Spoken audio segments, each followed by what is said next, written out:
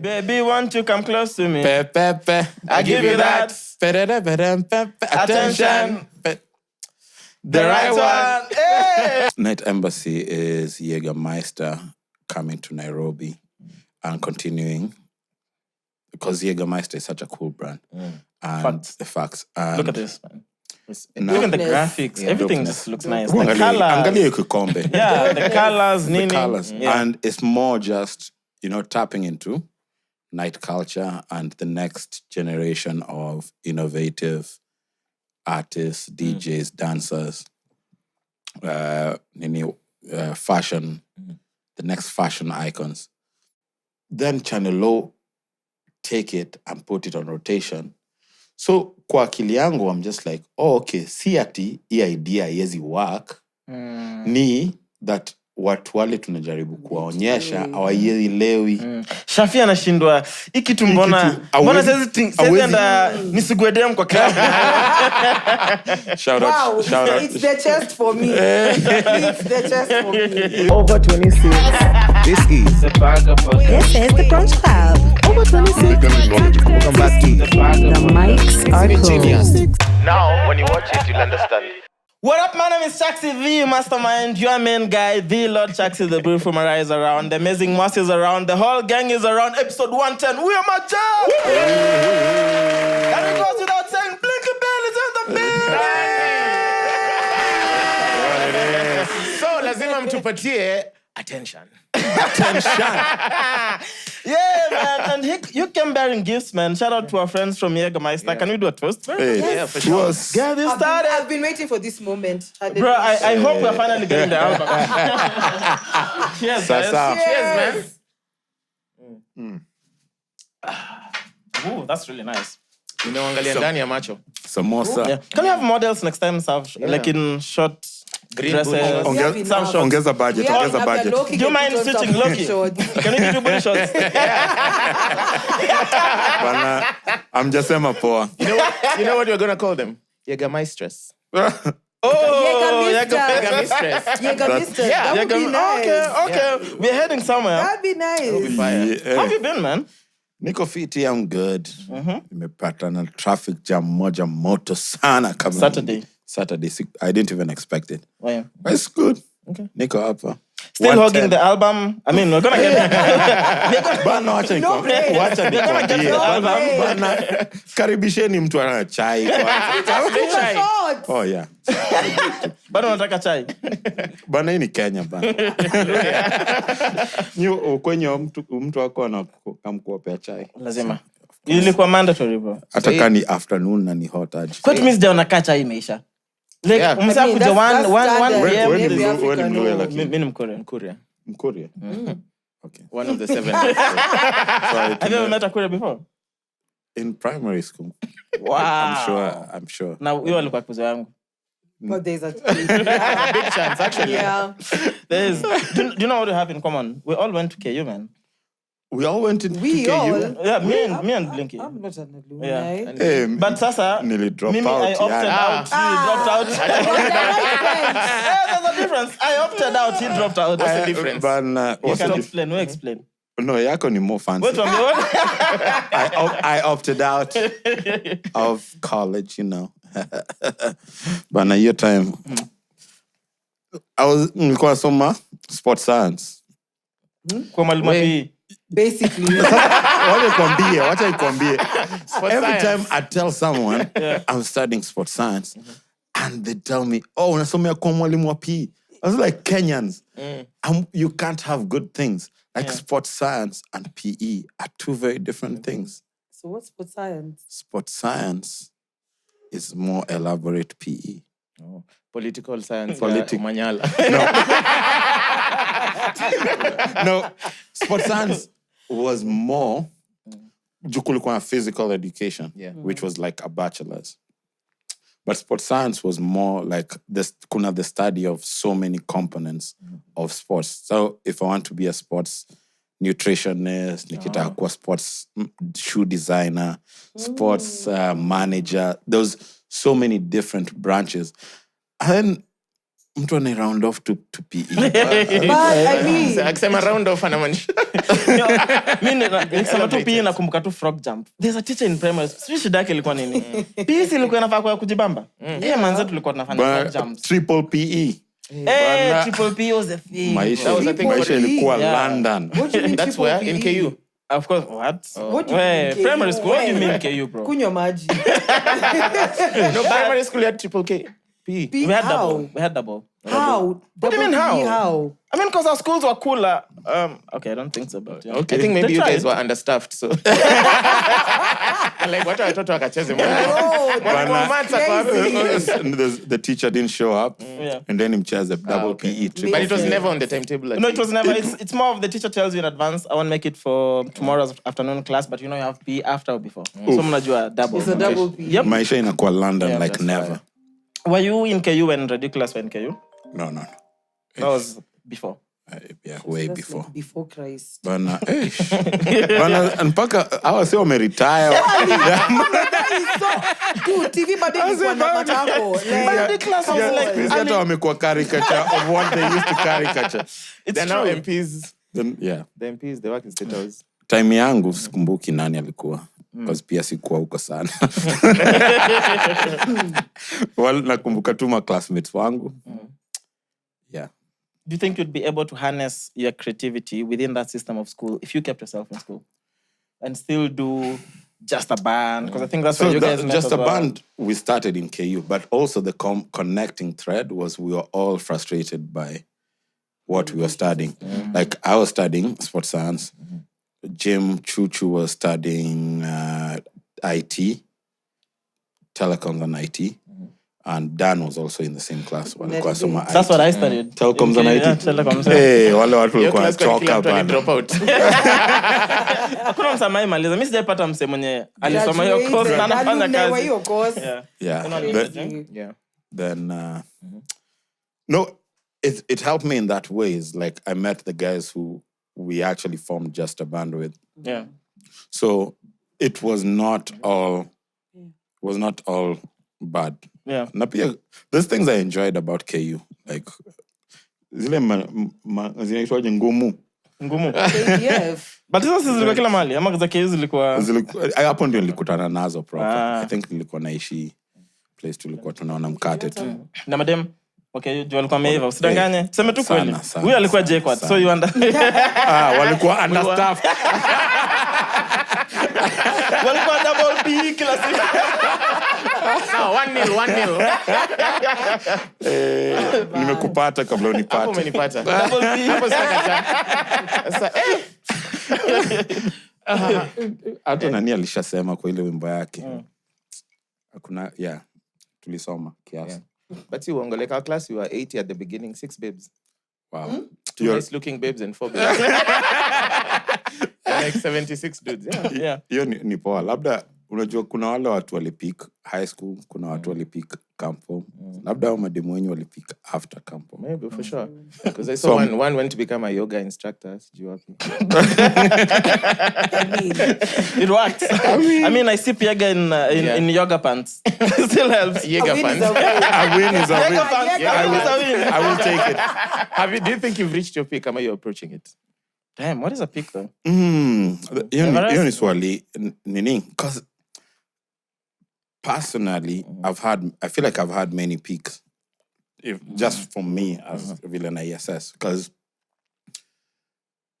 the trick is to never stick at one peak for me. So when I reach a certain point, I'm never satisfied with it.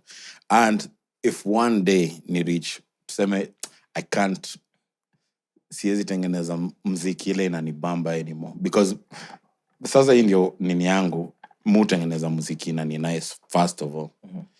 So ikifika ile day that I can't do it anymore, I have so many other creative outlets. So mtu mwingine anaweza sema labda atakuwa na peak, but mi sijui, sioni. Do you remember when you decided to take music seriously? Nikiwa KU, but we had a Russian teacher. atundisha KU. statistics. I'm confused right now. Statistics. Yeah. Bana nilikuwa safa, bro. And I think at that point I was just like, you know what? I'm done. And my folks were so, because pride yao ilikuwa uvae hiyo kofia. Basa nasema, yani nivae kofia na si ati sielewi, but I'm just siski stimulated class. Yeah. Bana masango alilia. No. Alisikia mbaya. But I think sahi vile because wao walikuwa nafikiria future yangu ni kucheza muziki kwa bar. So it's just like that was like the highest point they thought I could possibly go. Yeah. Because they'd never seen anyone make anything out of artistry. So your time when I made that decision, she was so livid. And then eventually, when things started to happen, nikaanza kusafiri kiasi. Yani, you can make something out of this thing. Ilikuwa inamshangaza sana. Then now it's just like they've both become my biggest supporters. So saa zingine pia ni poa. We teach our parents teach us and we teach them. It's like at some point, because I imagine that things are not gonna stay static. Siku moja mtoi wako anaweza kama kushow nataka kuwa ballerina. I was like, ballerina? Why? Why? Why? Like, you know, So it's just like, you know what? The job of your parents is to guide you to a point where you can make good decisions, even the nimeiona. And as long as aufinyi wase ama aujaribu kugrab vitu za say, like you're living an honest life, I think you've done good with yourself. Okay.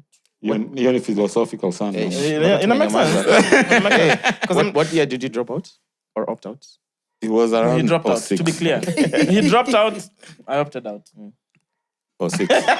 Agenda master Yeah, agenda. 06. 06? Yeah. Okay. 06. No, I'm saying like what year in uni? Like first year, second year? First year. First sem. Alapata tu admission like number. introduction to be. That's the worst. Like in nikiambia gase wasema you were so close. Oh wow. Fourth year. Fourth year. Oh wow. Jana ulinganga uliskuma mpaka Nilisukuma yani, but at that point I was just like mbona hii mlima isongi, I'm suffering. So yeah. But don't take my advice. My lane, my nini was for me. So siezi ambia msee afanye the same thing, but at the very least just choose something that you like, unaweza persevere. Because uzuri ilimpea taste poa ya nini ya viatu. Ulipona manini before akala? Akala actually tunaweza make. I think hii ndio kitu saa zingine tunahitaji kuduni kuangalia what do we have.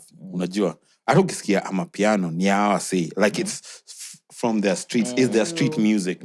Like what do we have in Kenya that is ours, that hata ukienda anywhere else in the world mtu anasema hii kitu ni yetu. So uzuri ya Kenya ni tuko so diverse and open, so vitu mob zo land hapa. Jamaicans wanataka kuwa hapa because wa Kenya wanapenda reggae. South Africans wako, but pia sisi tuko na vitu kai hiyo akala, hiyo ni idea fiti sana. Akala ni kali, man. You can renovate it now if they just make them comfortable. Hiyo ndio science. They're swaggy, but if you make them comfortable and then I can walk kwa lami for long. But hebu nikuulize swali. Hii ni lami gani utembea? Si mimi utembea. Masa Anatamak. When did you become a stand-up comedian? Just now. Just now, bana. Nimekuona as soon as wameslap hiyo kitu. This is a first on the show. Like you want to talk about the show. Bana msio kutawa. But so for most people, when you start off, everything is just driven by passion. You know, you keep this thing that you love going. And then when things start to make sense, now it starts to feel like a job. It becomes a job. So when music became a job, did that change your approach towards how you make music, how you see music? Inakuwaga job sa zile end month. So ile you have a lot of bills to take care of. But generally, I've been fortunate enough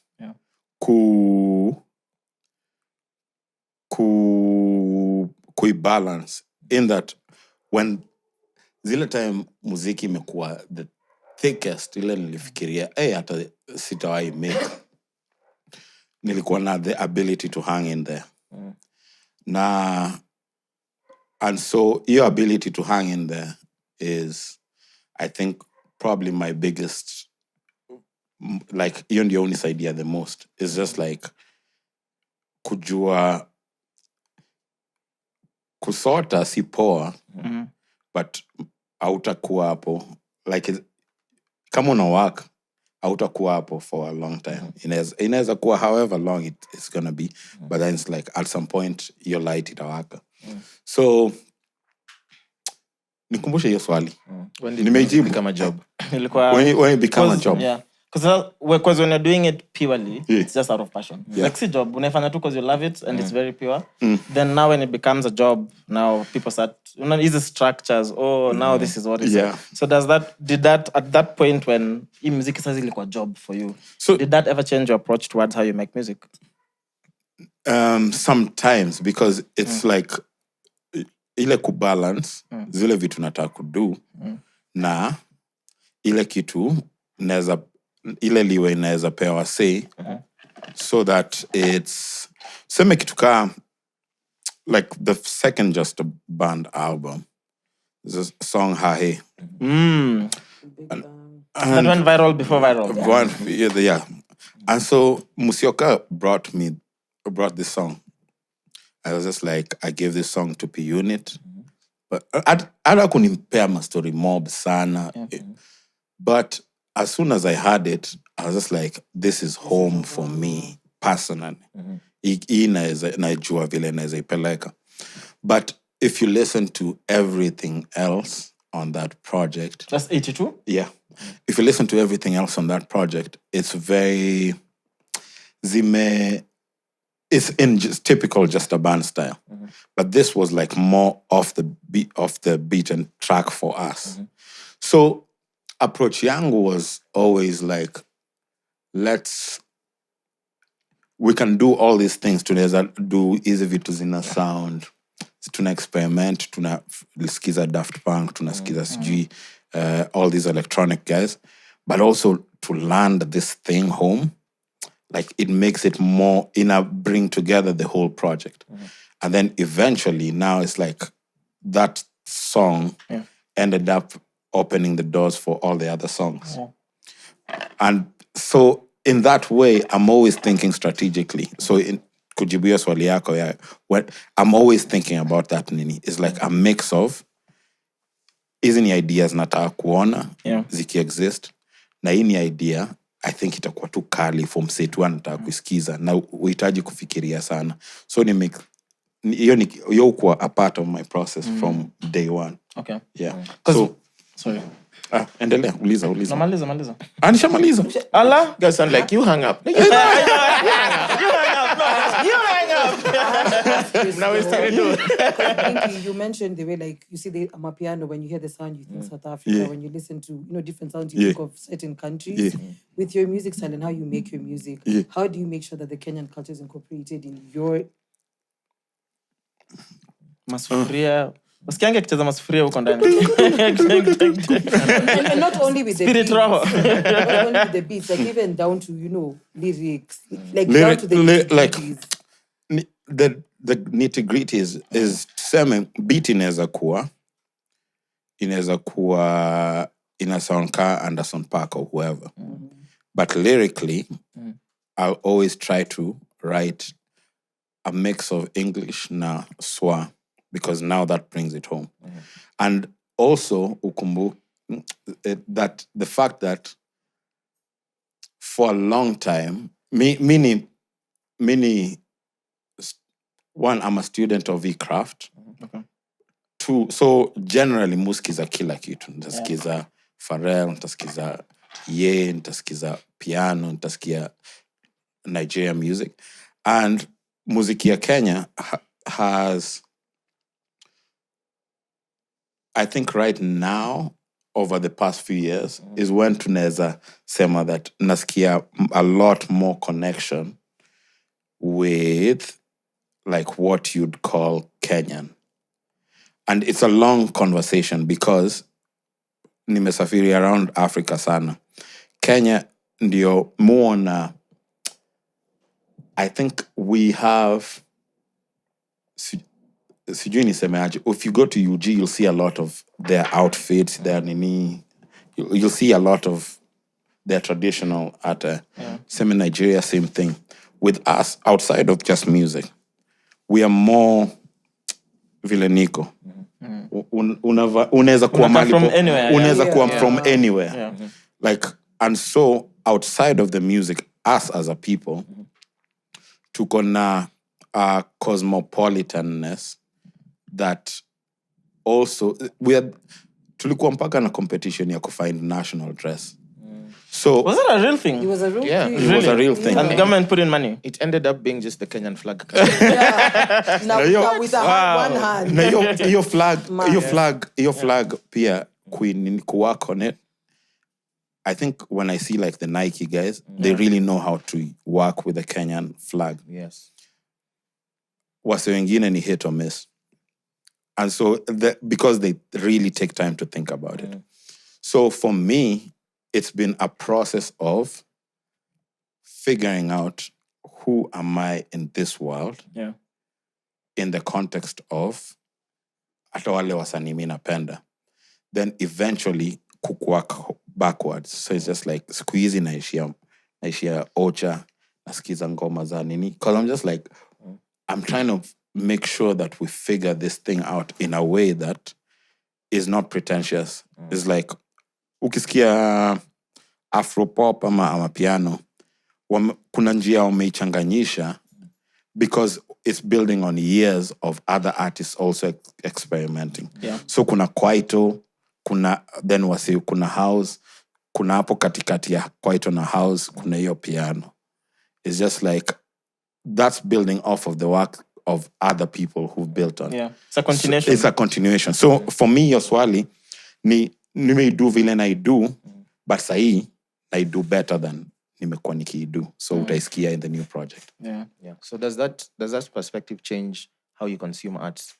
Like as a consumer, as a critic, when you listen to what Pharrell has put out, what Nike is doing with Kipchoge or whatever, do you look at it as a critic or as a consumer? Does it change how you look at the arts? Yeah. Mini consumer at the end of the day, mini consumer.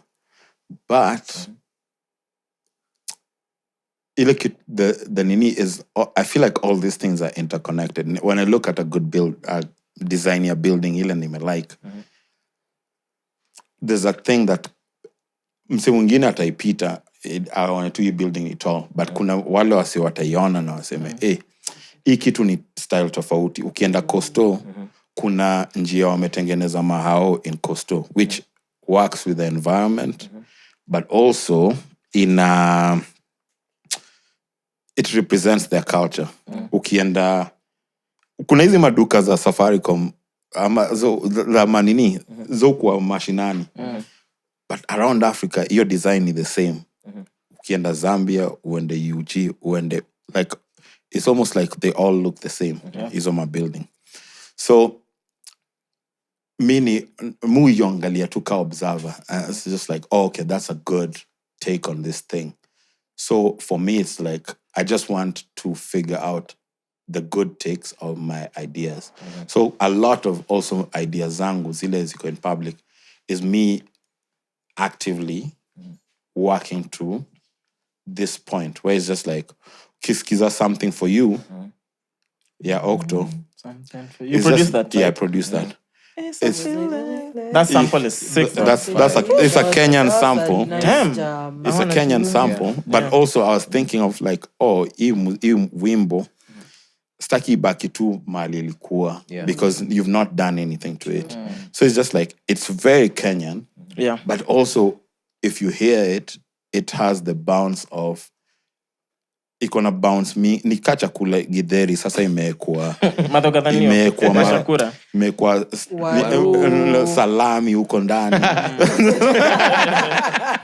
Because it's like even ndio mutaka, it's just like idea wale wase wali set up, or they set it up for me to nikawa liniachia code from the 80s, because that song came out in like sometime in the 80s. And as soon as I heard it, I was like, yo, it's the one, but siezi iacha tu vile ilikuwa. Which means that hata mi zile ideas zangu, zile na make sahi, kuna mse mwingine in the future atakam kuzi break down even further, unajua?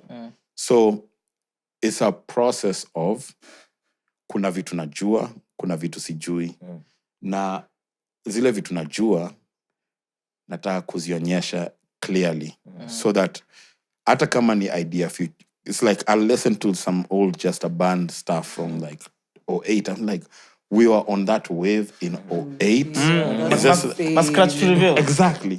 So it's like, if you listen to Kenyan music at that time, hakuna album ina sound ka hizo za Just a Band. They're so different. And that was my school. Hapo ndio nilisomea muziki, where we were all learning production at that time. But in the hizo muziki tumeimake home, tumeimix here home. So I'm just like, if Seme Half and Puff was made by Black Eyed Peas, that song would have been like global, vibaya sana. Yep. Facts. It's and si kujichocha man. It's just that song has been in so many. It's been in Sense8. It's been in like a bunch of movies. And we did that stuff in Nairobi. So the more I think about it, if we had like, these are days when we are just learning, if we had the resources, or like msetu angeona, asi wako mbele, na tunafaa kuwapea resources zile zinaweza wasaidia kupush even further. So it's almost like your parent and you're growing up. So ndio nasema, when I want to make ideas as well that are not necessarily for now. So sometimes ikipita kichwa say, mtaipata mbele, because I think I want to make music that ages well. Kisikia ngoma za Missy Elliott, na hiyo ni uninspire sana. Yani the videos. Exactly. Ni wimbo ilitengenezwa in the 90s, but ina sound ni kama ya sahi. So the concept music. Concept sound. Nimeongea bana. So bana mnipe nini? Mnipe kuku bana. I feel like for me, when this dropped, everyone's just swinging it and fly tails. Oh, luckily I got bana msinionange tu hivi bana. When him say mnoma. Me mnoma bana. So for me as a consumer, when this dropped, this was such a statement project coming from Blinky. Because this is second project since you went solo. Yeah. And you know, the first project, I'm sure also the industry is like, okay, unajua the usual. But now when this dropped, then to me I felt like this is you really just affirming yourself, or reaffirming the industry, like that you're like nothing much has changed. And you know, because I still hear a lot of funk in this. I had a lot of hip hop for sure. Mimi msewa hip hop. But tukifanya rappers list tunapata kumsema. So bana yani msiponiweka kwa hiyo list ya hip hop. Ya rappers. Tapigana. Uko ready kupelekana na OG? Kwende, nishakuona kwa beat head.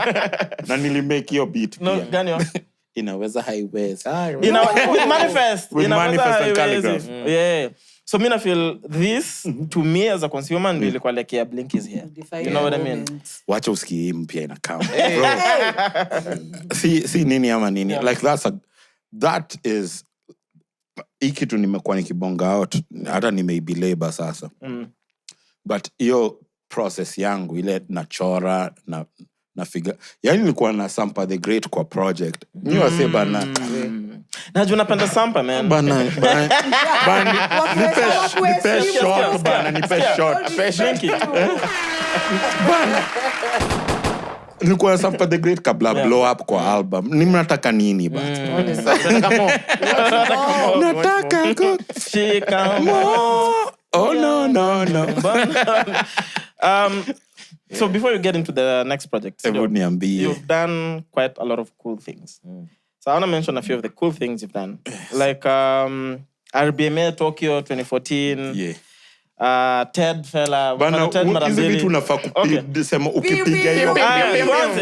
From the top, RBMA Tokyo 2014. The first East African brand. Imagine. Ted. Ulikuwa Ted fella. First Kenyan musician brand. Ulifanya Brazil na Vancouver, si ndio? Na Vancouver. Yeah. Of course umefanya One Beat Music Program 2013. Piga hiyo kitu. Summer Stage NYC. First Kenyan artist. The Emirates Partnership for Pan-African. Fast. Kila kitu fast bana. Okay. Afro Punk SA. Fast. Mulikuwa na Mwass. Fast bana. That was fire. Mwass, hebu jishtaki. Tulikuwa na umzee bana. That's the first time I met you. That's the first time because I think we were in Joburg, we just landed. Yeah. And then pia ulikuwa umetweet I'm in Joburg nimeboeka. Now you are playing at Afro Punk. Yes. Yeah. Then I DM'd you. We're in Joburg, we dropped pins, you were 10 minutes away. Yeah. So then you pulled up to the crib. Tukalewa. Nika pull up to the crib. How cool are you? And then you took us to an undercover party where guys were queuing for tickets. And Underground. What was it? It was everyday people. Everyday people. I think Bass was performing. Yeah. And then he had a special invite. So South Africans, like a queue of like 40, 50 people, us, we pitted all of them. Blinky just said, I'm with these 5 niggas. Internationally now on the microphone. Anagopa kusema kitu moja. Jua anakuanga na ujinga. So when he went out, now he's trying to play with the name. I go like, whatever he wants. Blinky, I got your bill. Episode title, Blinky, I got your bill. I can't remember where we went to eat. Blinky, I got your bill. So then, at that time, we didn't know how much money we were spending because we just loaded money on the card. On one card, we were just swiping.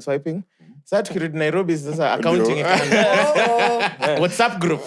Kila kitu namba ile pombe pale unalipa ni nini. And then that dinner now, nikamwambia Mwass, I think our bill was 12K. And then mine personally as Mwass was like 7 or 8. Siulize Blink alikula nini? Unakumbuka kusema Blink, I got your bill? I got my bill. No, hapa. I just remember kwanza we were having tap water all of us because water was overpriced. Yeah. And Blinky said, nah, bottled water for me. I want to pop to my magic kama champagne. Popping water. The worst part about it was Edna sent me my bill and then I was like, nah, let's recalculate. So let's say it was 7,500. After recalculating, ikapanda na 1,000. So they are telling me, ungelipa tu ile ya kwanza. I was like, that's the first day I knew what chicken roll pops were. Bana ile nini ya hiyo ni ile election ya Kenya. But sitaingia la hiyo. Wacha tu. Sema kirudiwe alafu kirudiwe. Napigwa double. Yo, but we had so much fun. It was such a vibe. It was a vibe. Yeah. So the current coolest project you're part of is the Jagermeister Night Embassy. Hey. Shout out to Jager, man. Yo. And you came bearing gifts, clearly. Yes. So Ni Christmas bana, before Christmas. Thank you, Yes. Santa. Ndio Santa you ameingia Santa Blink. Yo tutajaribu tena. Bana hiyo kitu hiyo ni joke ya future bana. Hiyo ni Tutaipata next. mtaipata nini? Mtaipata Stands. wacha tu. Yeah. So maybe for someone who's gonna hear or see this for the first time, what is Night Embassy? Night Embassy is... What does it stand for? Yani nini? What is it? Night Embassy is Jagermeister coming to Nairobi and continuing because Jagermeister is such a cool brand. And Facts. the facts. And Look at this, man. now- Look at the Dopeness. graphics. Everything just looks nice. The Angalia colors. Kikombe. Yeah, the colors, The Nini. colors. Yeah. And it's more just, tapping into night culture and the next generation of innovative artists, DJs, dancers, fashion, the next fashion icons. I like that word icon, Maka accent mentioned, icon, icon, man. OG alinifundisha. I'm a stand behind on the stage. I'm a stand kwa ile nyumba yake. Shout out Kali. Yeah. So it's like it's happening right now. I'm part of the creative board. Mimi Katungulu Mwendo, who's like incredible. Maze balls. Unalala class ndugu yangu Chaxy. Salala tena. Sawa usilale tena. Start Not opt out. forget the shot.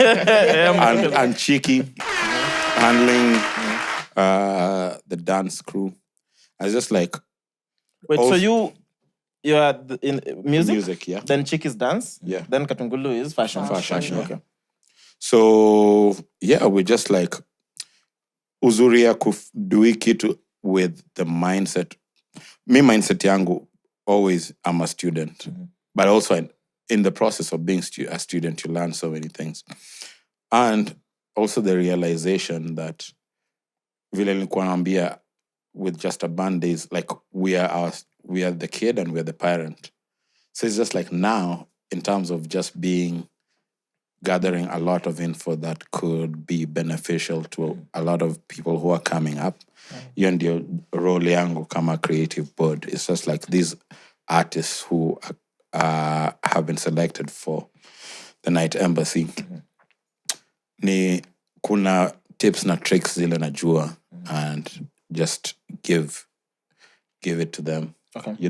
So and same with Katush, who's like Katush amedu job more biani. Props to her. Same with Cheeky. And so all the things that we've learned over the years, it's just like also sharing with the guys who are the part of this. Okay.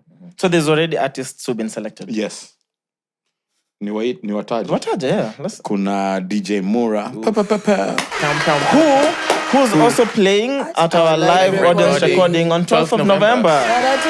Get a ticket. Hey, kuna tickets. Okay. Lakini wewe usijali. Okay. Yeah. Bora kuja na mzinga yaga. Uko na direct line yangu. Tickets. Atatuma shofar. Hata naweza jiendesha niko tu sawa. Yeah. Na Hiribai. Shout out to Hiribai. Shout One out of the coolest dudes I know, bro. Yeah. He's just a fly dude. Hiribai ni mfly too. Yeah. Pia akicheza mziki ni mfly too. Fly too. Yeah. So ushasikia.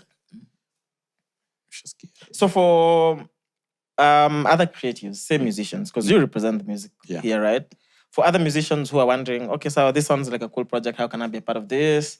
Or how can I get involved? Yeah. Are there avenues? Are there spaces they can come to? So for whoever is not selected, what is it? What is in it for them? This is the first of many. Okay. So ndio kuanza. And I think sometimes also there's a process of when you're starting something is, I think that's the most important part because they've already showed it's a global brand and they've shown the initiative wanataka kukuapa. They've seen Nairobi as a place where they want to build in. And so, and from conversations that I've had with the Jaeger guys, it's like, this is something that they're going to keep doing. So the opportunity is going to be there and the info is also going to be there. And for now, saa zingine, one of the coolest things that you can ever learn to do is to be supportive of the other people whose turn it is. Then it's just like so that when your turn comes, you also get that support, Makes sense. Yeah. You know, earlier on you spoke about just a band and the feeling that you were ahead of time. So right market but wrong time. If I could paraphrase it. Paraphrase. If I could paraphrase. Yeah. Sindio? Yes, yeah. So for like Jagermeister Night Embassy, why Nairobi? Because there's many other cities. Just from your own perspective and bringing it back to timing, why do you think Nairobi? Because this is the 8th one. Sindio? Yeah. So the 8th one, Yeah. that means only happened 8 times. Yeah, second time. How many Second cities in the world? edition, Second edition. time in Africa. And second time in Africa. So Yeah. why Nairobi? In your own opinion. Bruh, in my own opinion, I think Nairobi is one of the coolest cities in Africa. And kwa top 3 yangu. Now, I'm very hard pressed to see which other city is ahead of us, because we, in your opinion yangu, is half objective, half subjective. And a little bit of bias. And a little bit of bias is that there's places where I love the open-mindedness of Nairobi, where it's just like, mtu yeyote, I don't, when a Jamaican artist drops a song, you go to their page, it's like you'll see love from Kenya. You go to kuna dem fulani nilienda page songi na Bambina songi. I don't know which song that is.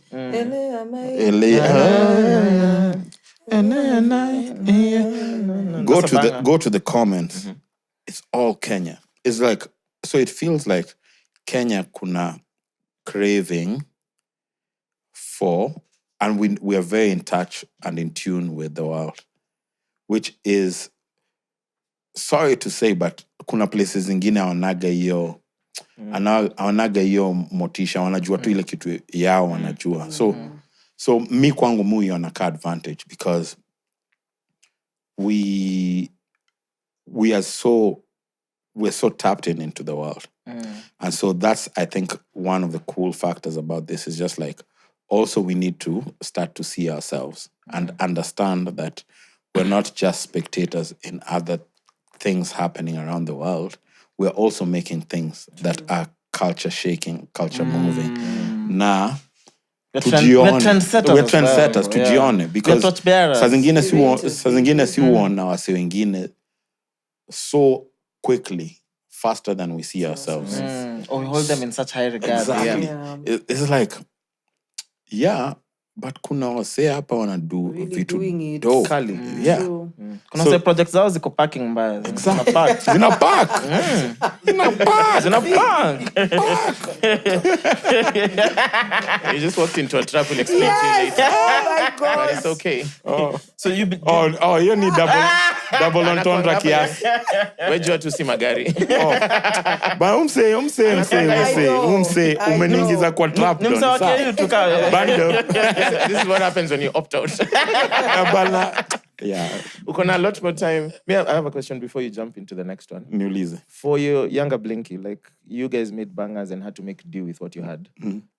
Maybe ulikuwa tumia computing over here to come at 2.8 to make my bangers. But now you're sitting on a board that can provide resources and the right guidance to guys who have the same hunger as you. Yeah. On a personal level, how's that like? For me, looking at it, is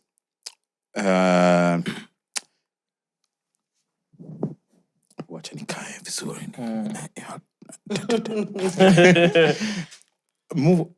I always think that ile kitu hizo kukuwa na hizo kompo mzee, all those things have taught me is that hii dunia ile kitu itai kukutoa ni idea. Mimi grow up, wase wengi wajuagi, mimi grow up Isli. So hata watu wakiniambia nilikuwa nakwambia kuna uliona prezo ki grow up ama wanapitanganya. Simjui. But kuna watu nimeona wakigrow. I'm just like, to be able to come from Eastlands and saa zingine people take it for granted. I've played summer stage with just a band. I've played summer stage as a solo artist. I've done collabs with Kina Chance, Kina Childish, all these guys. But it's like at the heart of it, mi ndio najua mali imetoka. So it's cool to have resources. Napenda resources because it's like it makes the work easier. But at the heart of ikitu ni what's the best idea. So I feel good for whoever is able to get to that spot faster because akona kama ulikuwa na mkokoteni na mtoi wako akona gari. It's just like that's a cool. Hiyo ni maendeleo kwa family. Sema nilikuwa naenda shule sikuwa na viatu. It's like sasa mimi uko na viatu hata ujui gani ya kuvaa kesho. Na uko na so it's progress. But at the same time you can only wear those hiyo pair kiatu for nini. So the idea is the most important. So whenever I'm happy for everyone who's anafika hapo. I think nishamaliza your point. Sijui mbona anaendelea. Reiteration is important. Emphasis. Idea. So, because I agree with a lot of what you're saying. Like Nairobi is such a melting point of many cultures and many ideas. Like you see so much in Nairobi. You never see one thing. Yeah. That's what I talking about when there's this other side of the group that are pushing it. Oh, we need a Kenyan sound. I'm like, that's going to be so hard to achieve because we're such cosmopolitan. Like we consume everything from everywhere. You're shippy man. You're shippy man, sindio? Kwangu. In your opinion? In my opinion. Same. Most people who've sat there have said more or less The same thing, yeah. Wanasema sasa aje. Musicians, yeah. Because wanasema huku kuna reggae. Na utapata tu reggae ina sound hivyo but ni Kenya tu like masikia. Then you'll still find R&B. You still find hip hop. You'll find everything. And it's really well done. Like wase wamefinesse, wase ni wanoma. So an incubation like this coming at this time now, do you think this is the best time? It's the best time because actually I feel like we're on the cusp of something. And time is gonna tell. Yeah. Because all these people can't be working for this long for it to not go to the next level. And so that's why I'm just like, it's cool to have like a brand that's forward thinking wameiona na umbali. So, and it's like, it makes me really excited, you know, because 10 years from now, it's like, what's it gonna sound like? It's like when Just a Band was starting, kuna vitu sikuwa naona. We were like, ilikuwa si peke yetu in that sense, where it's just like, but then now, I look back at it in the last 10 years, and there's like, there's so many people who are into electronic music, so many people who are into DJ, who are producer, artist, DJs, so many people who, zile sounds tulikuwa tunasikia hiyo time, they may evolve. Now, yeah. And sometimes it makes me feel a bit of a way because kuna wase who even planted the seed before. Seme kina K South. Okay, like Kalamashaka. K South. Like I'm very partial to K South because I don't even know if they properly got their flowers for that work because K Shaka walipenya kiasi. But K South also did the Lord's work, and because of that, and then there's other people who come in and keep pushing, like Ogopa, all these other guys, have each job in a collective effort. So, yeah. So I know, because in music, so Mura, Hiri, probably you guys are gonna get in studio and work on some stuff. Yeah. But then there's now CHEQUE, who's who's in dance, and then Katungulu, who's in fashion. So are we gonna see also collaborations with the other guys like CHEQUE and Katungulu? Definitely. For this project? Yeah. Even from, to be honest, like I've collaborated with CHEQUE before. Katush before. Yeah. On like, if you see the video for Bado Mapema, It's like where I'm on like the hill. Yeah, simama. Anza kucheza simama. Bado mapema. Simama. If you see the the video, I'm wearing cartouche. The black and white. Yeah. And also, like in one of these meetups, I saw her wearing this shirt. I was like, yo, can you make one of these for me? For We Cut Keys too. Yeah. So with the album art, Uko Nyuma. So it's like, that's literally something that's come out of... Organically out of us. We talk, but just seeing each other in close proximity. Yeah. And an appreciation of her work and her place in this scene. Imefanya, hiyo ni match already shatengenezwa. So it's just gonna be,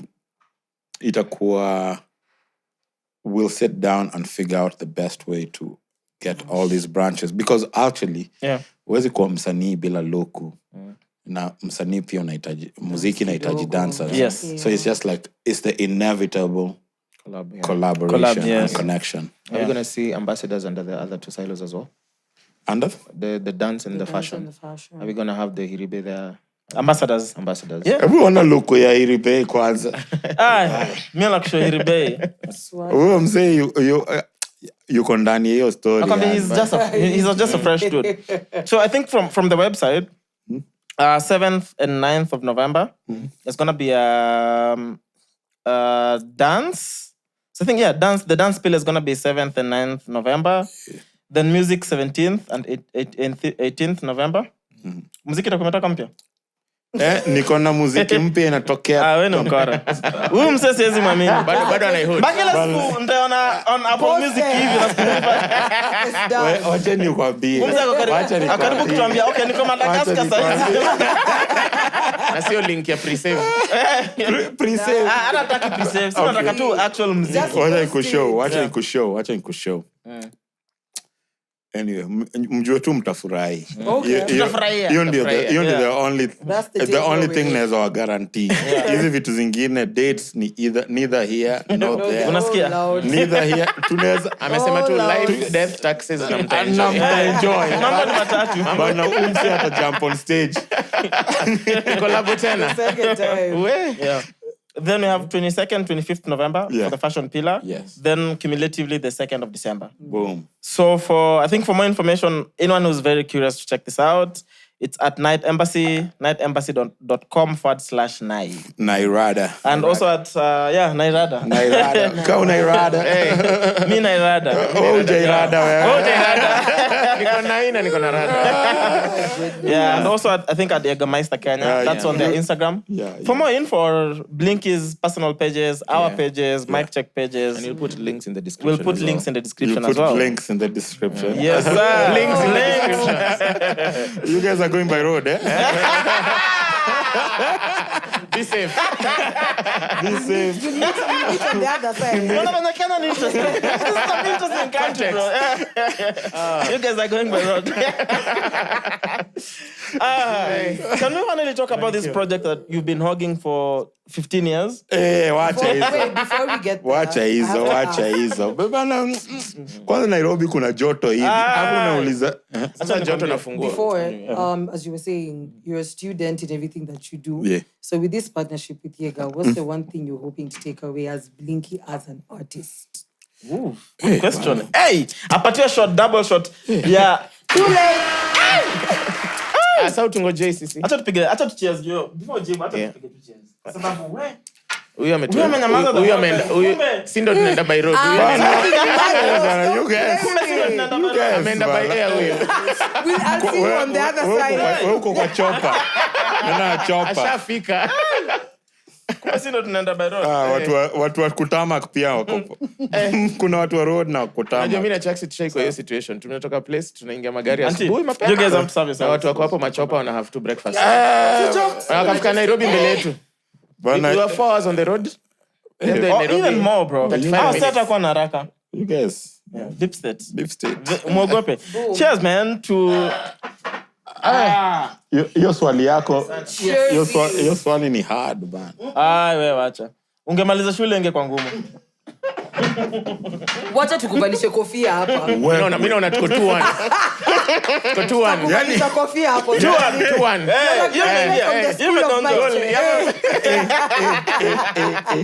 Yani mimi ndio mnaweza fanyia hivi. Ni mimi. Our very own. Tutakupatia honorary degree. Wacha nikwambie. Hujafanya vizuri. That's simple boy. Simple boy. Tuko shambamba. Bila mbwembwe. Mambo shega. Tuko welo. Bila shege. Bila shege. I think the thing learn from Nini is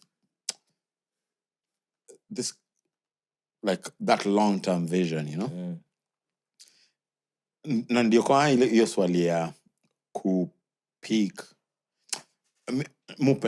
Kuna kitu mupenda about ye. Na najua ni msim controversial sana. Na ni hard kumsupport. But napenda the idea that unaweza morph from watu wa kuoni ka rapper, hawakuoni weni producer, to becoming one of the biggest rappers in the world. Still one of the biggest producers. Fashion. So it's the same thing in that I say like ilianza kimchezo and then over century, like it's almost like a century. We are here talking about the same thing. Just like kuna ile kitu watu sema hii cycle yake imeisha, and it's like na mtu amechapa labda 5 years. So like so hii company over 100 years na bado wanasukuma. And it's just like still, so for me that's one of the big take homes. It's just like how to kujielewa na kujiexpand in such a way that time inaenda na wewe pia una grow. So it's just like your combination. Hiyo ni one of the insights nimepata. For mtu wa kwenda shule nimejibia swali vipi. Umejaribu, umetry. Acha nipatie. But tutakuvalisha kofia after. But also it's a nice thing because it's not a one-off thing. Like it doesn't end here. Exactly. Like it's still a continuation into, you know, if you have something else dropping next time, that still falls under it. Next time tutakuwa 47. The next Blinky album, tutakuwa tumezeka. Wacha nikushow. Usiogope. In fact, ilikuwa inafaa kudrop in November. Ni vile Inimekat Kids 2. Yeah. Ni vile like the collective consensus na wale wase wananisaidia kuidrop is just that I've taken such a long time to drop it that it also needs a good rollout. Okay. Because mimi niko ready ku drop hiyo kitu hata saa hii. Uongo. Drop. Sema ngwe. But also nimewaka na like I've worked ule mse ame-engineer hii project ali-engineer is a 4-time Grammy winner. So it's just like ule mse ame-master ni Ali master Black Album ya Jay-Z, Electronic. So it's like it's need a lot of work that has gone into it. Blinky, who's the engineer? He's called Commissioner Gordon. Hey, dope. Hiyo yote sound engineer hiyo ndo ameshika. Hapo ndo alikuwa lekea. Alikuwa hivi Baka huo mse ame show up from nowhere. Ushaona zile comedy mse u break to actors. Uko like excuse me. So it's like credits zake ni Amy Winehouse. Wow. For mixing ni Welcome to Jam Rock. Miseducation of Lauryn Hill. So in terms of sijakaa tu nayo because staki kui drop. But I'm just like, it's such a big jump from that last album, which for me represented me at that time. But Sai, this new project represents me better. So tushaimaliza tumemix nilicheza wimbo 2 blankets zilikuwa zina slap yani wewe na Julie hata blankets so hata si unafikiri nilikuwa wapi mse ali opt out We held it I have down a lot of blankets. We held it down. so mnajua ile kitu naongea about Ilikuwa fire. niliona mapicha though si poa kuambiwa wewe bana Alikuwa mapema, tunafaa kukurudisha upigane na mau nimepigana Chaxy hizi kwa msitu. That I can tell you for free. bana umse amechukua luku ya msitu na yeye kuishi kwa msitu bana Tulienda kuishi kwa msitu na nyuki. by the way usiku anatafuta umse then all of a sudden akarushia bomb for no reason Tulienda na nyuki tukaishi kwa msitu siku 3 mse akwenda choo. sasa na amepiga luku ya mau Haingeweza. Tulikuwa nenda choo ile unachimba shimo na mambo yako unafunika.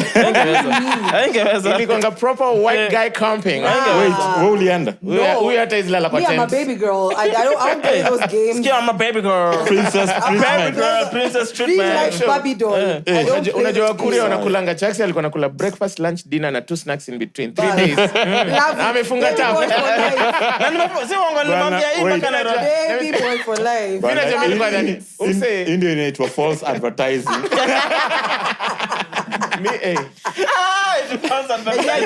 Your image is hard shit. bana I'm sorry to your neighbors. It's a hard shit. Ile siku ulifika si home. mimi ndio nimesema actually ni co-host wako amesema Yeah, hiyo your image story is hard shit. But if they hear the stories, they wonder. bana manze, ungenyamaza tu ungenirushia bomb Lakini pia mimi nimepitia hapo. thank you baby girl Mimi nilikuwa namwambia wewe ni strong. very strong Hata hatukusimama hadi kwa peti. Tumedrive 4 hours hadi Nairobi. I mean drop home. Hata kwangu akusema naweza ingia Mimi tumie choo yako. nawaambia, Anambia, no. Naambia we are not the same. Shida ni amsikiangi. Unataka kutoa breakfast ya Wednesday We are Sunday. not the same. oh my god bana nduru za kuaminika Lakini hiyo choo ilifurahia. Mimi najua ulipupu kaenda kulala kwa hoteli. bana ukiwasha moto kwa hao Kuna biogas unatumia hadi saa hii. sema you know I produce my own biogas Alishikilia nini vile umeshikilia album? bana I hope What a stray! What a stray! Tumeequalize. oh my god mimi nilikwambia si poa bana Mungu ananipigania Mungu halali. Mungu halali bro mimi vita zangu sipiganaga Huyu ni Mungu wa Israel ama Palestine? Ebu angalia hiyo album ebu angalia track listing Mungu halali.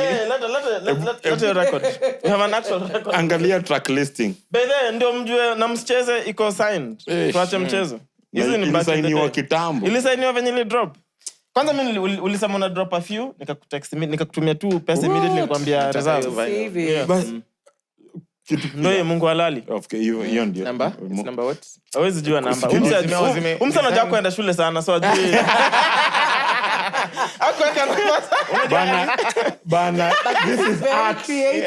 Exactly. Hiyo font ilikuwa moto lakini eka hiyo kitu kwa museum bana acha kusumbua hapa na shule unajua the crazy thing all those when we're talking about your engineers. Yeah. So Miss Education have the actual record. Yeah. Black Album ya Jay-Z have the actual record. So ningejua ningekupatiza mbili ungenirudisha kazi mesainiwa. na commissioner God. na Si bado wanapatana, si album haijatoka. Lakini nikimpatia Blinky sijui zitarudi. hazitawairudi kwanza vile umeongea mbaya kwa Atakutumia M-PESA ya 1,000 sema package bana, lost. return to sender Forget it. Ama mpatie covers So, pekee. Nice. Mimi niko na swali. So we Kuna cut swali kwa wase wa mtaa exactly. wadheni aje sorry Niko na swali. Kwa wase wa mtaa. So we cut Kiss 2. yeah Drops whenever it drops. 2050 this year, God knows. So when you are making we cut twos. we cut twos bana umebucha hii We jina cut Kiss 2. bana kila saa unabucha hii album yangu bana We cut Bana is inaitwa true. we cut keys 2 We cut Kiss 2. yeah we cut twos We cut keys Sema tu too, album sindio? ya Fungo ya Pili. We two cats. We took it. When you were making the project, and when you were making We Cut Keys while you wait the first one, Yeah. where you were in life, how different were you space-wise? I think I've become a way better musician in the sense that na kuna kitu ingine I think is any notion I would like to just generally challenge. When you think about think about, say, kama Quincy Jones, for example. Do you think, like, Quincy Jones is one of my favorite producers because of, like, Quincy worked on a lot of, like, jazz records back in the day. So I'll work on Sarah Vaughan, Miles Davis, Arcee. Then, akiwa close to 50, he worked on Michael Jackson. And it's just like the idea, kuna hii notion watu wanajaribu kupush that the newest artists in the game ndio wanajua the game is all about. Yeah. So unataka kuniambia hizi experience zote msanii amepata over the years, like where do they go to? I was like, so when I listen to the first We Cut Keys, or even this album, I can see that ile kitu me I've always done, and sometimes wase wengi our ioni is like I've always punched above my weight, even with Just a Band records. I've always punched above my weight. So kuna wimbo tuseme kwa nini, nipe an example gani kwa Just a Band, tuseme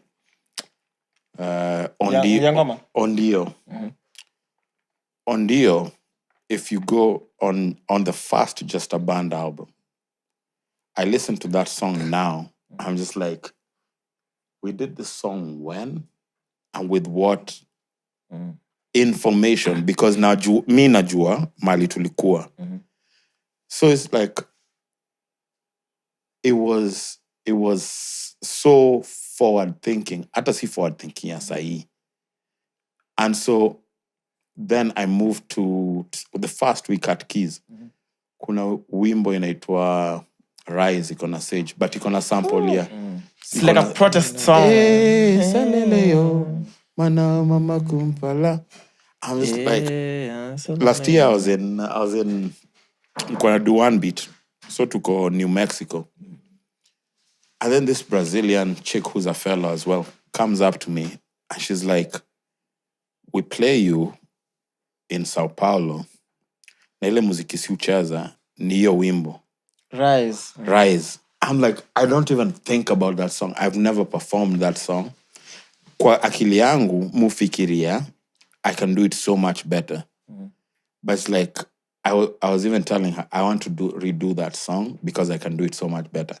And her opinion yake is like, don't touch it. It's true. Don't touch it. Because hizo imperfections ziko nazo are what makes it. So kwa vile mi naiona I can improve it, naweza iongeza tuisafishe. Yeah, anasema vile alisikia, and she's been sharing it with so many of their friends, is that anaipenda vile iko, hata nisikuse. And so hiyo ndio kitu namaanisha, is like I've always punched above my weight. Like there's songs here that I can tell you, like probably tuseme kuna wimbo fulani inaitwa I'll Care More Next Time, which is an instrumental. With Sichangi. Shout out. It's so hata sahi sidhani najua wimbo ina sound ka hiyo. Na hiyo ni kusema that I'm always evolving kama msanii. So easy ideas zote sahi, since siezi improve on zile vitu nilikuwa nataka kudu kwa the first We Cut Keys or this, I've made sure that nimepush as much as possible on the new project. So hiyo ndio answer yangu. Habari kwa ufupi. Sina mengi. Like, okay, Sina mengi. But like Bana mmenipea mic kwani mnafikiria?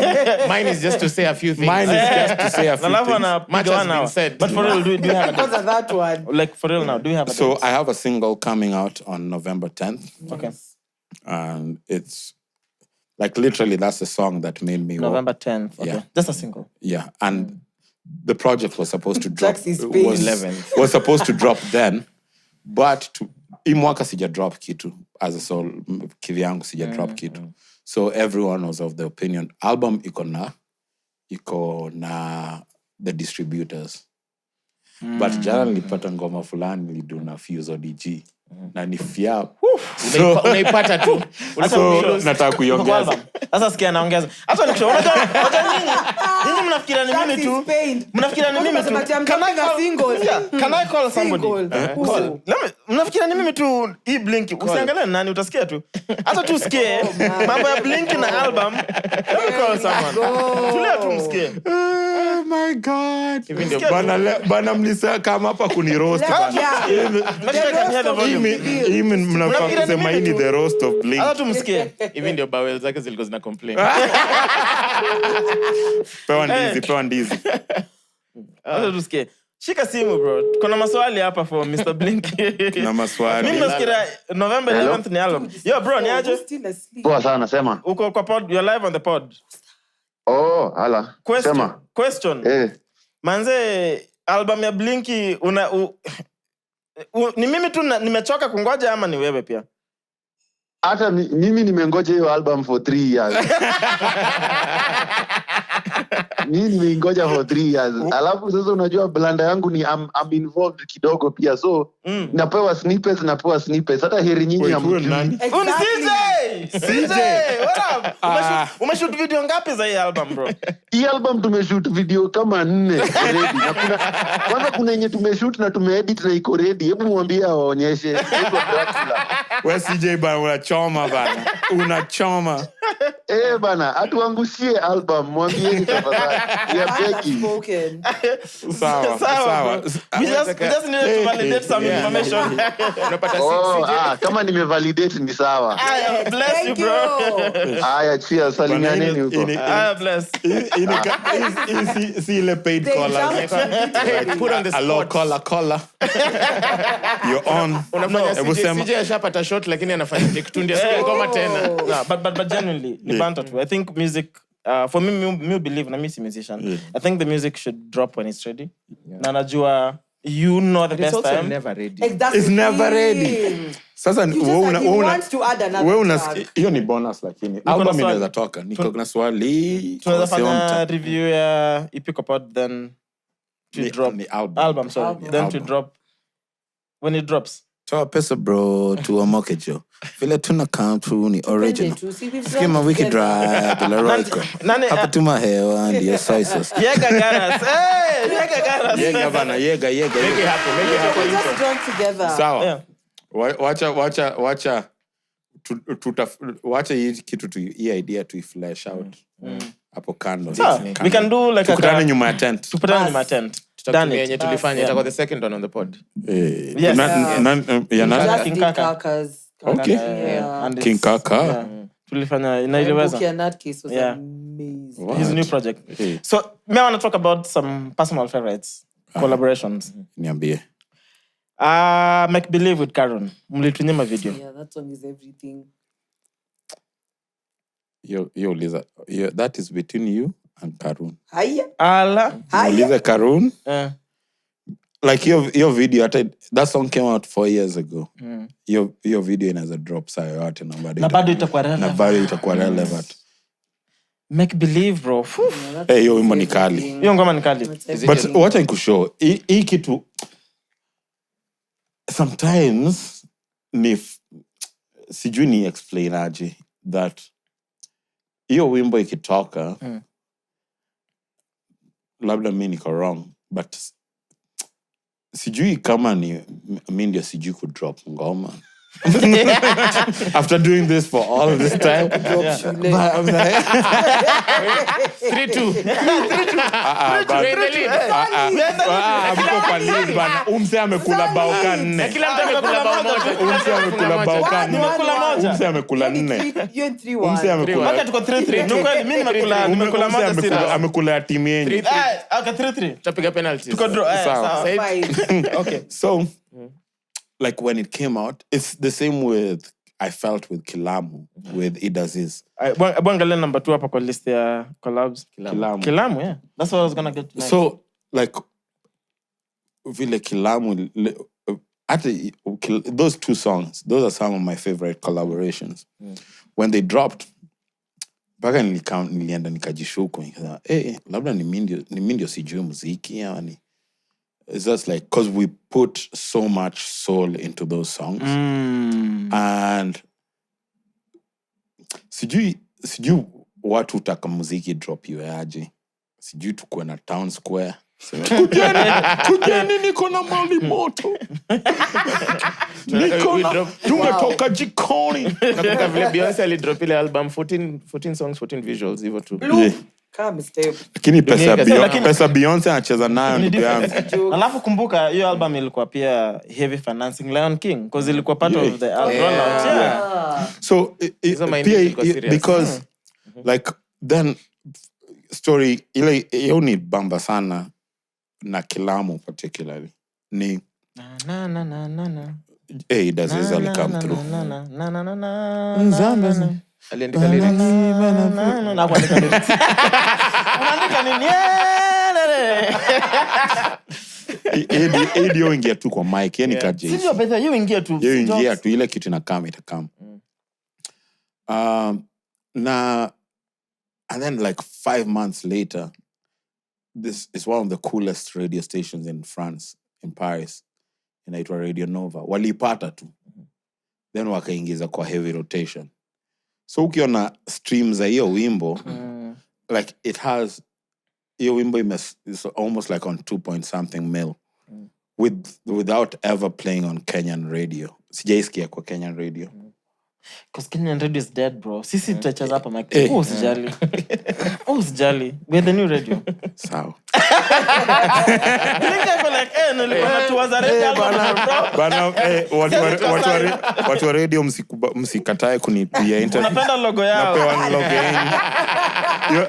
The opinions represented on the podcast. Disclaimer at the beginning. Always disclaimer. I'm joking.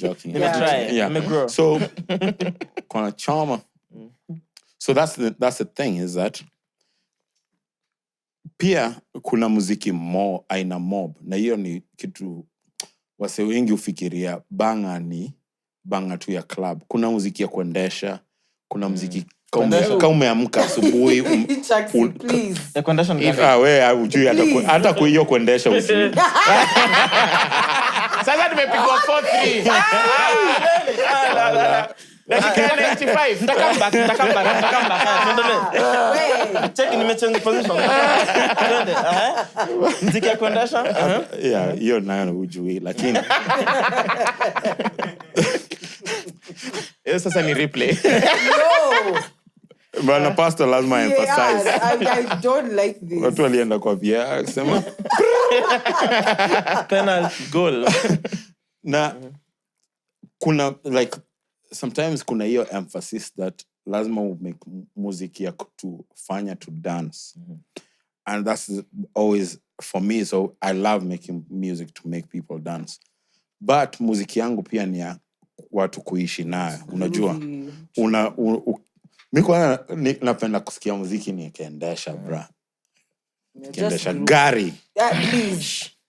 For wale watu wali opt out of university. Sifurahi maneno. Bana aungefanya ile kitu ulifanya. Lakini ulifanya hiyo kitu. Lakini lazima nikupate before tumalize. Kunipata. Najua ni wapi. Watu uzuri mimi niko na maswali. Sawa, nitakuovatania. Overthrow.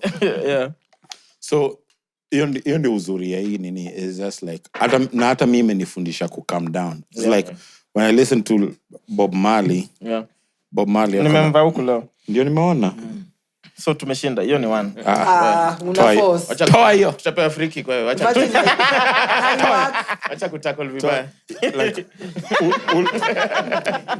ule msemo nilikuwa na hata sahii nampendea hiyo idea that akona muziki ya so many different circumstances. Kama kuna protest in terms of watu wana everything is war, like kuna hiyo muziki, kuna one love, kuna get up, stand up. Like there's for almost every moment in life ule mse akona muziki for you. There's a soundtrack for it. So hiyo inani free from the idea that I have to make club bangers. Hiyo si shughuli yangu. Shughuli yangu ni kumake. Hiyo ni ule jamaa wetu wa Tumblr. Na ni mse wangu sana mpenda. Shout out. But kuna ile, even when you listen to like, you go deep into Kenyan music, hata Nigerian music is the same. Fela Kuti it's very had political music, had music for ule mse alikuwa tu riotous. Alikuwa na muziki ya kila aina. Alikuwa Mjaluo. Alikuwa Mjaka. Baba ya bana, ama? Bana. Baba ya bana. Kuna wimbo fulani bana wimbo fulani ya Fela Kuti bana everybody run. Everybody scatter. Hiyo wimbo bana ametengeneza wimbo 3 ama 4 out of from that one song. So hiyo ndio utamu ya hii kitu. So I don't have to, but I can. Mimi ni producer pia. So producer mnamo. Asante. Hebu pinya hiyo. Pinya hiyo kitu, asante. Sasa unaweza nitukana vile unataka. Kutukana ni rahisi singu. One final question from me. Niambie. Getting into the music business, right? Did you have any dreams? And where are we standing? Fikira tu lebo alikuwa isilitu anapanda muziki. Wacha nikushow. ECH shule yangu ya muziki ilikuwa number 9. It's like number 9. No, the line ya matatu. Line ya matatu. Hey, Chaxy, yawa, please. Huyu msamehe hiyo lakini msamehe. Hiyo si goal. Hiyo ni goal. Hiyo ni own goal lakini VAR. Hiyo msamehe tu. No, alikuwa Nairobi, alikuja Nairobi 2008. Mimi nakuja. Nairobi 2013. Alikuja 2013. Yeah. 2013. Ni poa tunajaribu hiyo ushamba ndio tuna encourage. In Nairobi. Msama hiyo shamba. Ina balance hiyo ushamba ndio tunataka because tulisema Nairobi ni cosmopolitan. It's a melting pot. Just because umelan majina kubwa. Na unajua kufanya hivi. Relax. Wewe msifanye nifanye hivi. Unajua mimi kitu ilikuwa inanibamba na wase wa Ocha walikuwa wanapanda basi siku 2 za wiki. Gari inaenda Nairobi inatoka Wednesday. Sasa uko na shughuli Tuesday. Najua, I know your boy Chaxy knows all about this. Yeah. Wait. Bana uko na gari.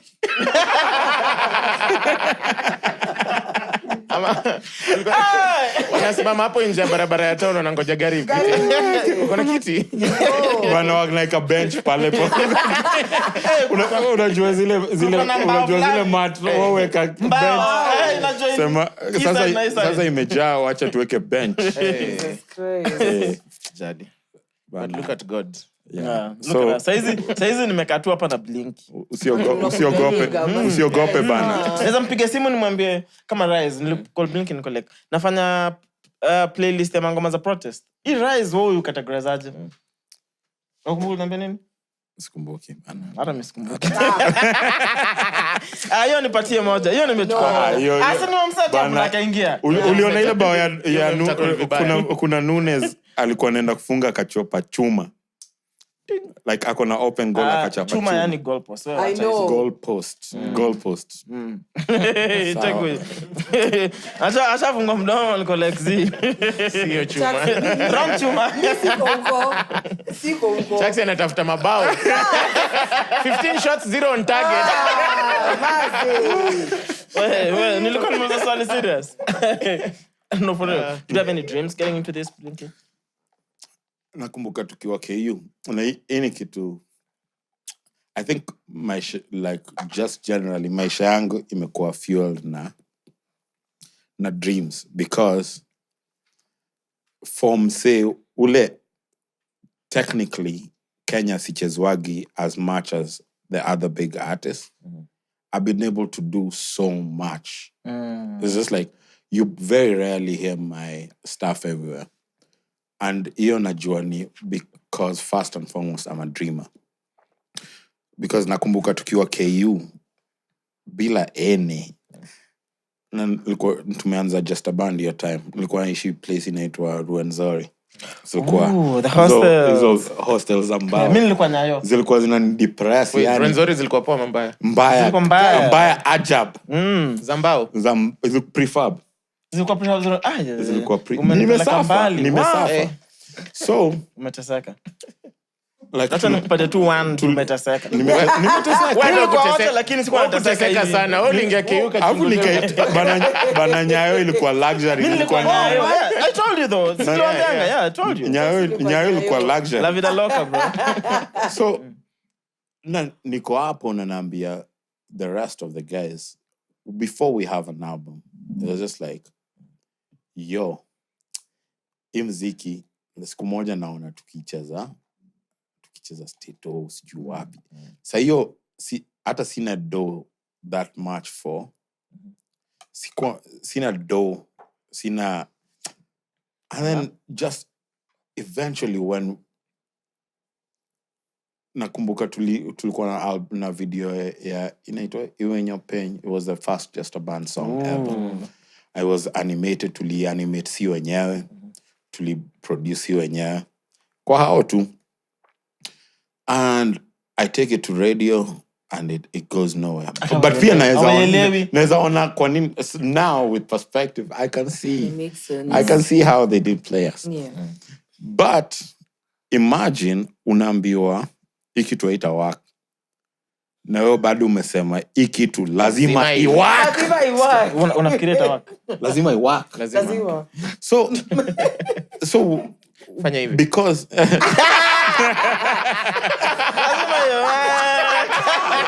sorry, Sax ni mse wangu sana. Shout out. Oh my. Shout out Sax.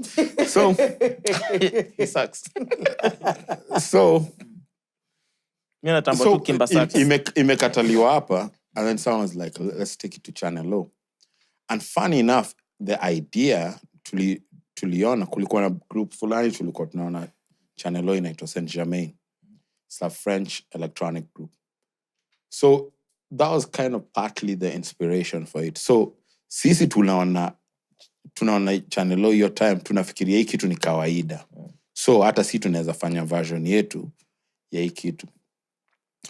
And then Channel O take it and put it on rotation. So kwa akili yangu I'm just like, oh okay, si ati hii idea haiwezi work. Ni that watu wale tunajaribu kuwaonyesha hawaielewi. Shafi anashindwa hiki tu mbona sasa enda nisigwedem kwa club. Shout out. It's the chest for me. It's the chest for me. Hiyo si wimbo ya don't do at this point. hiyo si wimbo ya hiyo. Yeah. But hiyo ilinifundisha, it's just like, oh okay, there's a bigger world than hii kitu tunaona. And then kuna show fulani, this was 2019 nakumbuka, hii kitu because it's one of the strangest things kunifanyikia. I was staying with a friend of mine in New York.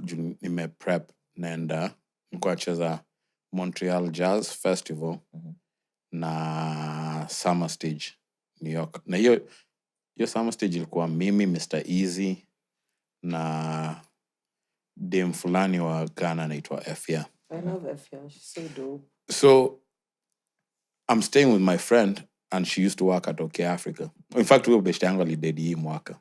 Oh, sorry man.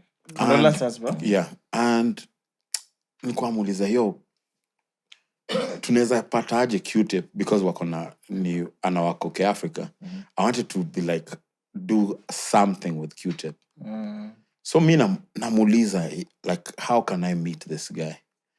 I said, huyo hata sijui tutampata wapi. Then nikakutana na huyu engineer wangu and that's when we started talking. But yes, anajua say. So this was a Friday. Nilikuwa na show kwa club hiyo Friday. Na nikauliza umse, unajua mali like Q-Tip anapatikana wapi? Nikasema akanishow yeye ni best ya bibi yangu but sijamuona in a long time. So chini ya maji. So nikamwacha huko kwa studio wako Bronx. Nikaenda mali naishi Brooklyn. Kuchange afu na ikona hii show. Kwenda kwa show naanza kuprep. I think Aaron alikuwa anachezea hiyo day and some music. Rimbui? Yeah. And either alikuwa anachezea ama alikuwa kwa audience but I think it was one of those. Na Kaz pia alikuwa hapo. And as I'm about to go on stage, Kaz comes to tell me, yo, Dave Chappelle is in the house. What the hell? And I was just like, Dave? And then the next thing, naanza kuperform Half and Puff. Na naanza my second verse. Q-Tip comes and stops my set. From nowhere. So I must stop the show. Just start this song again. Damn. I was like,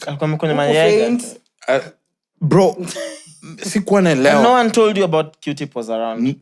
Umemtafuta lakini no one has told you. No one's told me. And also, sijabonga na yeye. Hakuna mse wangu amebonga na yeye. There's no connection. It's just me saying, I wanna meet this guy. Manifestation. So, in that way, ndio kwa like, naelewa that jani yangu ni tofauti. Na pia, sina shughuli sana ya kukimbizana na vitu za kila mtu. Because everyone's journey is different. True. So, like, my engineer after that show was like, bro, what was that? Because you were talking about this guy in the studio. Then he shows up. I don't... Gets on stage. Because you can show up and then respect the artist. Yeah. Sorry. The guy was so into the set. Na pia alikuwa yuko maji, like, crazy. But what are the odds of unabonga tu kitu casually? And then it happens as in reality. So maybe at some point, maybe in the future, nikisha mea manywele za white kidogo. Uko tu sawa. Niko tu sawa. Nitaweza kuielewa what happened. But for me, it was because we were one of my icons. As like, also as a Kenyan artist, it made me feel so good. Whereas there's like one of the most iconic hip hop producers of all time stopped my set to be like, yo, like, pull up on that. And then after tukabonga. In fact, he was like, ni vile tu nilikuwa narudi Kenya. But he was just like, he got his assistant to take my nini. But also, mimi, whatever, like, in that sense, I'm just feeling like it was a lesson to be like, yo, trust the process, but also, sisi kama wasanii wa hapa, saa zingine tunaweza enda place uone DJ Maforisa, ama Wizkid, ama all these guys, and think they're better than. But if you know that you have something that you offer the world, that ni wewe ndio umepewa hiyo kitu kuoffer, you can move confidently, because I appreciate what all these guys do, but they can't do what I do, and I can't do what they do. True. So it's just like, niyo kujijua pia, because hii industry hapa saa zingine huwa inataka kufanya ujishuku. Msee anakuambia, msee ako na more numbers. I don't give a about your numbers, bro. It's just like, the journey is not gonna be the same for everyone. Nimeongea sana sasa. But also, a good song is a good song even with 1,000 views. And a Language, bad song is a bad song even with whatever, 100 1 views. billion. Yeah. Doesn't matter. It's just a bad song. Blinky, man, may I appreciate you, bro. Like Thank you for coming. I hope a you good feel sport. that you're loved because Thank you, man. personally, I speak for myself. Hey, and my shout mom out as well. was your courier. You sent your Wametuma representative. Yeah. Sino bana ule your village son yuko hapa Nairobi. Hajapotea sana. Q-tip wenu wako Nairobi, bro. Boy, bye. Oh, man. No, for real, bro. Me, I'm really excited for the new project. I've never had a bad thing about the new project. Miss sijasikia, but everyone when amesikia a couple of records here and there, it's been all really good, positive feedback. Can't wait. Honestly, drop when you're ready. But we're ready for the single, though. In a camp. November 11th. Take your time. November 11th. Hiyo ni protest lakini. Yeah. Si a club. Sisi kwanza tunapendeza. Sasa kwanza sasa tuko hiyo part. Tuko hiyo mode ya Sasa tuko tu protest. lazima iwak. So no, but just before tumaliza, right? Will it. When anyone who wants to touch base with Jagermeister Night Embassy, where can they catch you or anyone involved in the project? CHEQUE, Cartouche, what's going on? Like where can we find out more about the project? Andika tu kwa Google because sahi hizo shorts zimeingia kwa system. Do the thing. Acha nikuhelp. Sawa. So just a quick recap, right? No, I got you, bro. Come on, I got you. I got you. Kuria umefunga bomba. I got you. Yeah. So November 7th and 9th, needless to say, none of these dates will the album be out. But November 7th and 9th... Okay, equalizer. It's a draw. Needless to say... It's a draw. I got you. It's a draw. VRR. Ni draw. Ujue bado Katikati ya grao. game ni 90. Game ni 90. Up until ref apige hiyo filimbi. Okay. Watch your back. So Dance Pillar, 7th and 9th of November. And then we have Music, 17th, 18th of November. Then we have Fashion, 22nd and 25th of November. Then cumulatively, 2nd of December. If you need any further information, at Night Embassy, nightembassy.com Yeah, /NAI. Nightembassy.com/NAI. Jagermeister Kenya, CHEQUE Podcast, BLINKY BILL, everywhere. Public Display, Mariah, that guy Chaxy. You can find all the information that you need. Mariah the scientist. You already know. Robert, So game imesha draw. game imesha draw. Fiti. Game imesha draw. I'll take sawa. 3. Draw. I'll take it. Three. I'll take it. Yeah, mwisho tumekataa. Tumesema katikati ya grao. Hapana, Game iko 4-3 ila draw. Hiyo amwezi nini? Ini home sasa tunataka we. Tutaka studio to play album. Amwezi chukua hiyo nini? Hiyo ni bao ya magendo ya. Yada mimi Magendo you ni match fixing. Hiyo ni match Ivan Tony in the house. Ivan man. Umsa ball. Kama unajua Ivan Tony na match Unachingi rugby? Hapana. Ulikuwa changes. Umsa wa You're an Arsenal. Arsenal fan. So Arsenal. Demi yako alikuwa At Senji. least ameona vikombe mapo kwanza leo. Demi yako alikuwa Senji. Ukiwa changes. Jai Radis. Ilikuwa So niko mbele. Okay. Niko nataka kusema ulisoma na ukampo mimi high school afu Demi yako alikuwa chuo huyo. Lakini Blinky, unafeel aje venye mwana vikombe mingi kwa meza hivi kama mfano wa Arsenal? Bana. Okay. A win is a win. That's that. You know, It's a draw. Man. 4. Game imesha It's a draw. 4. Equalizer. It's a draw. Yo kwanza imetoka center. Anyway, unakuwa msewa? Mimi? Ai bro, Wewe ni wa timu gani? Usijibu. of course. Usijibu. Man United. Zi hiyo ni timu gani? Red Bull Racing. Nilikuwa nasema anyway, Huyu ni wa sikia. F1 huyu. Red Bull Racing. Bana, Nilikuwa nasema- nasikia mlieka kiberiti kwa nini? Mimi ni mtu wa Red Kwa Bull. goalpost. Mimi ni mtu wa Red Bull Racing bro. Yeah. Red Bull. Yeah, Red Bull Racing. F1 Max Verstappen mbaya sana. Okay. Yeah, mbaya sana.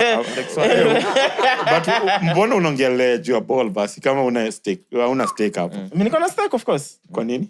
Stakes are too high bro. Tukisema Stakes are too high, you can't. Bwana watu wa Man U mnakuwa gapi siku hizi? aya. Nikiangalia Tuko top podcast. 6 mko wapi? Tuko kwa podcast. Wameisha kama kamisi. Blinky, anyway, thank you so much for making Thanks, time. man. This was No, fun. for real. This This was fun. Yeah, kwa interview. So that's Yeah, the kwa thing we interview. did with Kaka. We just sat down to Kaskia project, Oh. recorded it. Oh really? And then- So nakama hapa na project. So, no, that's what kuna hii stuff. So I'll connect simu. We played a bunch of the songs he wanted to play. We recorded it. Then when the day the album dropped, we'll drop the episode. So iko part of the promo. Hey, okay, you're nini mbaya. Tunalinda wasanii. Tusikie. No. So for real, we'd love to. Personally, I'd love to. Okay, sawa. Mafanzo wenyu wataboeka kwa sura yangu. You happy? Sasa kwanza utaona comments. We are kwanza curators. We have to put them. Yeah, kwanza let me put it out in the universe. Let me manifest. Let me manifest. I've learned a lot.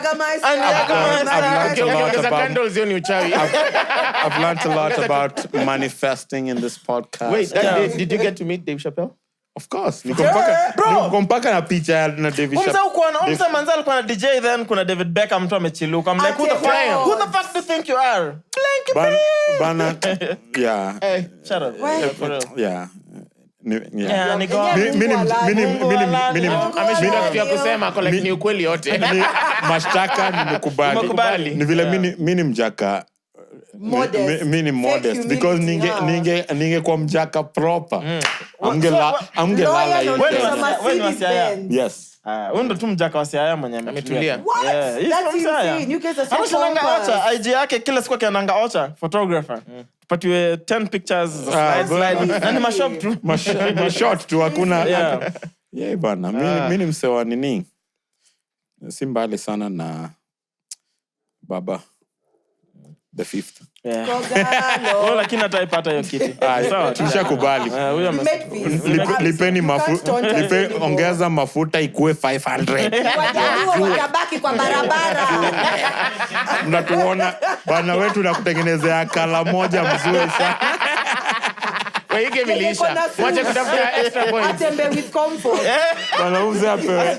Bana mimi kama sports shoe designer ya science. Sema ni PE Pro Max. Ya science na kutengenezea pia cushion pale.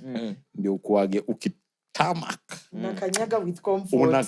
Ile comfort ulikuwa unaitisha. Natafuta. Natoa hizo ya New Balance na kwa kala. Bana. Alafu naenda Balenciaga na sema concept. Hiyo sasa itakuwa old balance. Kande. Tukimaliza. Nisaidie kumaliza tukimaliza. Nisaidie kumaliza. Sawa. Baby want to come close to me. Pepe. I give you that. Attention. The right one. Hey, baby, won't you come close to me? I give you that. Attention.